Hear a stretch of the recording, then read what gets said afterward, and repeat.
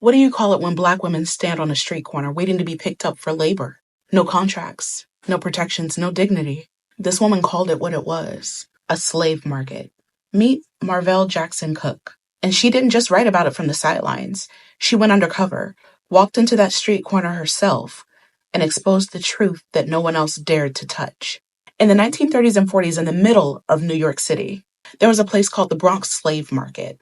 That's where black women, some young, some elderly, waited in the cold hoping that a white housewife would hire them for a day's work.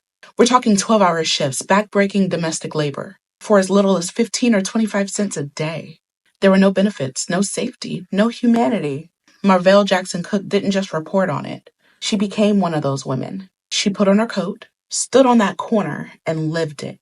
She scrubbed floors, hauled laundry, felt the stares. Also, she could tell their story with unshakable truth.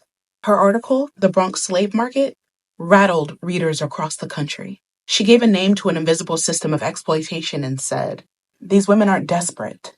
They're being dehumanized." Marvell didn't just break into white newsrooms. She shattered the silence that had covered up injustice for far too long. She didn't write to be accepted. She wrote to protect the women that had been forgotten, the ones this country never expected to survive, let alone be seen. She stood on that corner with them not because she had to, but because she believes that truth only matters when it comes from the ground up. The next time somebody tells you that journalism is about objectivity, tell them about her, who put her own body in the story, so no one could ever say it wasn't real. Say her name, Marvell Jackson Cooke.